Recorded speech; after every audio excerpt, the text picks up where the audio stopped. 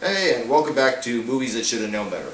This week I've got my friend Ben here with me, and we're going to be talking about Silent Hill Revelation.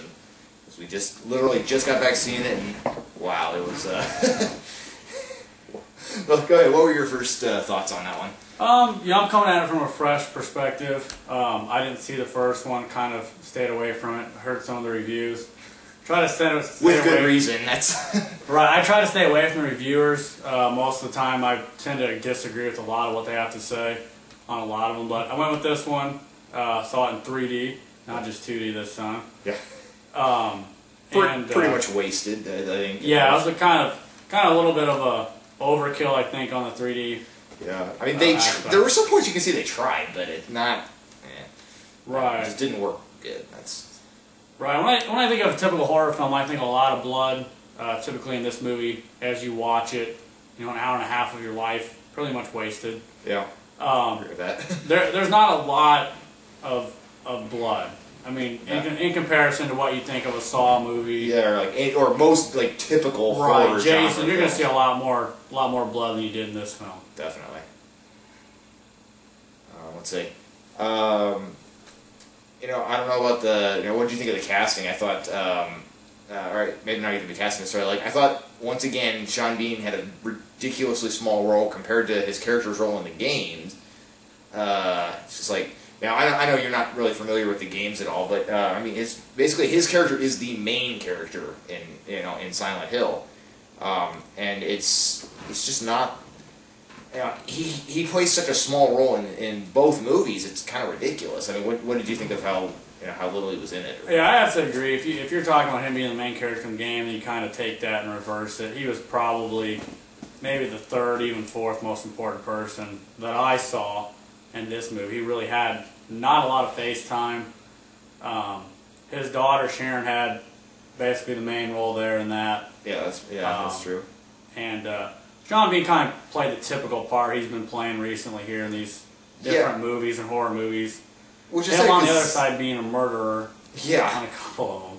That's true. I would like to see him as the lead.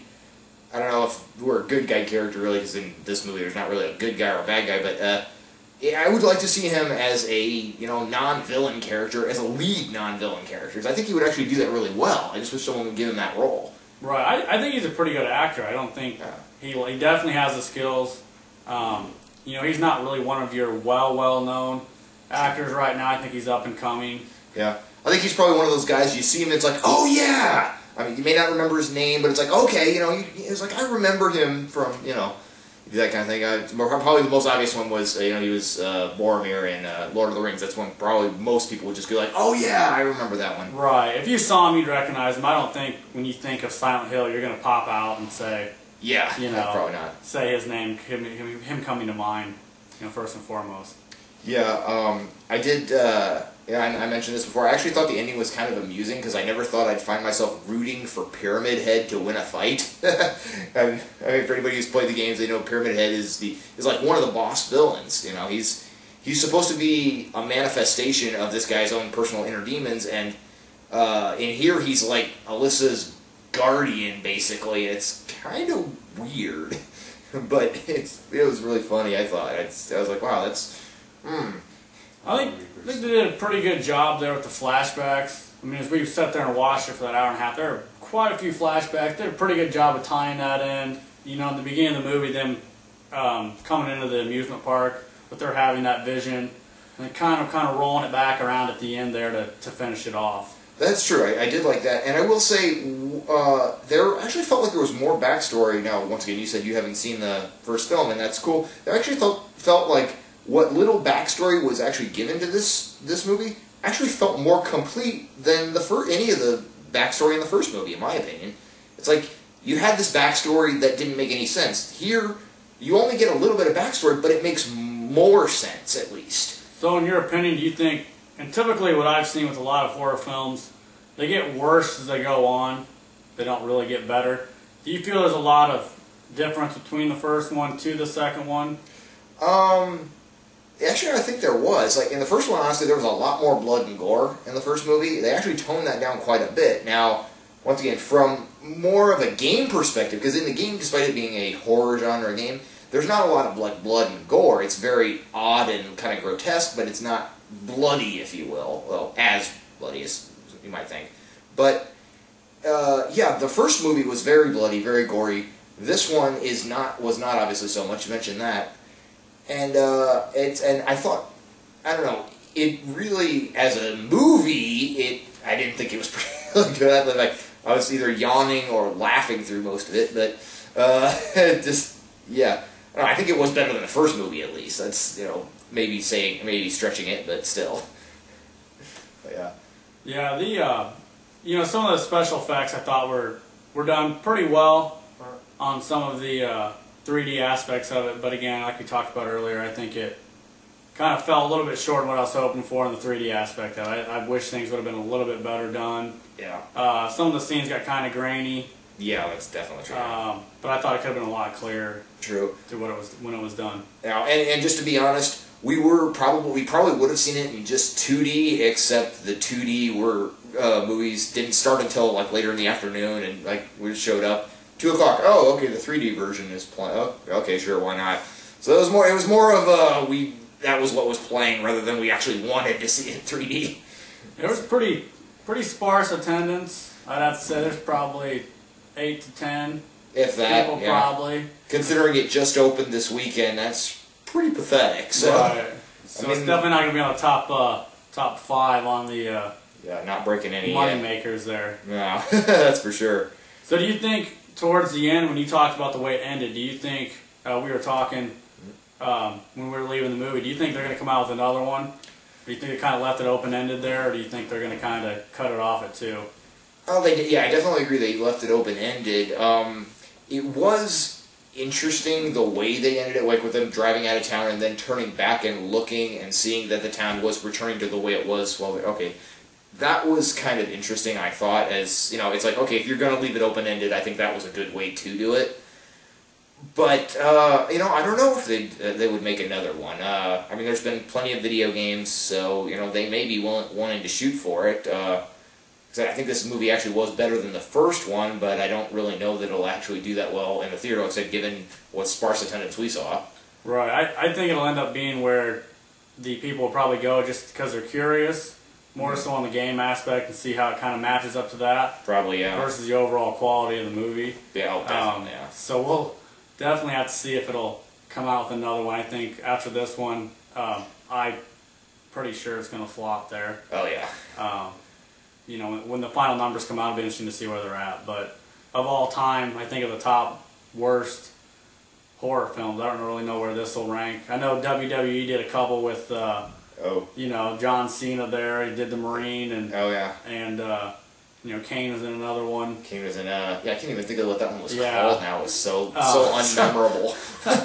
So I think that it'll be interesting to see where that stacks up, in the worst. Money makers for those movies. Yeah, I don't know. And as far as horror movies that I've seen, once again, it's not the worst horror movie. I think one thing that they tried to rely on, and we talked about this while we were at the theaters, they tried to rely on jump scares a lot, just a quick, moments, and none of them really worked, because what usually was shown wasn't usually scary at all. There's a couple moments where there actually was a monster, like, behind them or something, but, like, there were 2 specifically at the beginning that I thought was hilarious. The rabbit turning its head, so, like, there's a stuffed rabbit that just is, like, looking away and then just turns its head really quick, and it's like, what? That was supposed to be... And the Pop-Tart. And the toaster. It's like, you're trying to scare us with the Pop-Tart. I definitely think that, there are some movies that can catch you. I mean, if you're sitting there, you're not really realizing what's coming. And you can be legitimately kind of taken aback by what... Yeah, even if it's just not scared necessarily, just like, whoa, okay, surprises. I'll admit this in my Resident Evil review, I actually was, I think 2 moments where I was legitimately jump scare actually worked. It's like, whoa, okay, just didn't see it coming.